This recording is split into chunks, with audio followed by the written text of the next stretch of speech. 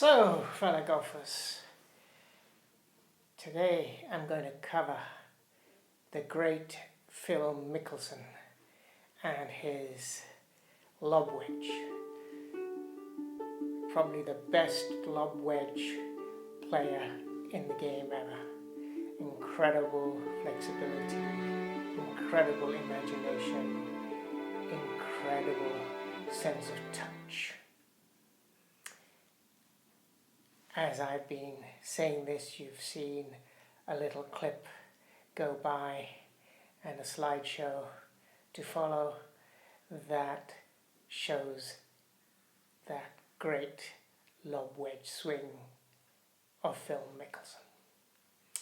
Let's now analyze 2 or 3 of the key steps. First, his starting position. Note his weight on his front foot. A relatively narrow stance, slight shaft lean forward, head slightly behind the ball. This is an important position where he starts with the ball along the line of his front heel.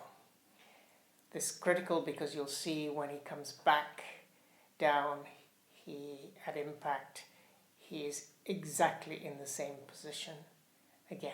Initial takeaway. Notice when he starts his takeaway, he starts with moving his arms back, little or no cock at all of his wrist in that initial period. Keeping that weight still on the front foot, keeping his head still. Just that nice, simple, easy takeaway. Then the third position, as he goes back a little further, he starts the cock of the wrist.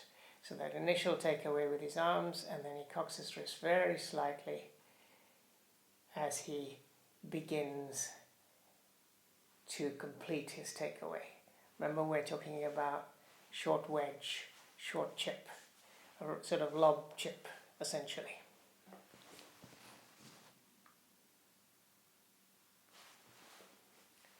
Notice that the rest of his body has stayed exactly the same.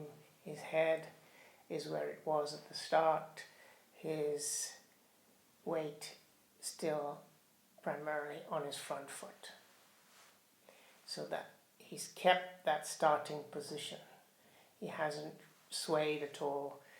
There's not much hip turn in this particular shot. And then as he goes to sort of 2/3, 3/4 way back, he's just taking a little bit more cock. Again, staying in the same position. So that initial takeaway, slight cock, a bit more back with his wrists moving a little further back. So you will see in comparison to the last position, he's moved his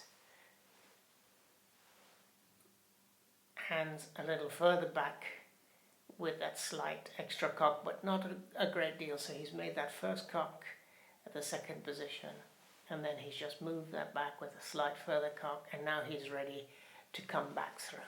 You will see when he comes back through, he's back to that same, virtually that same second position that we just saw.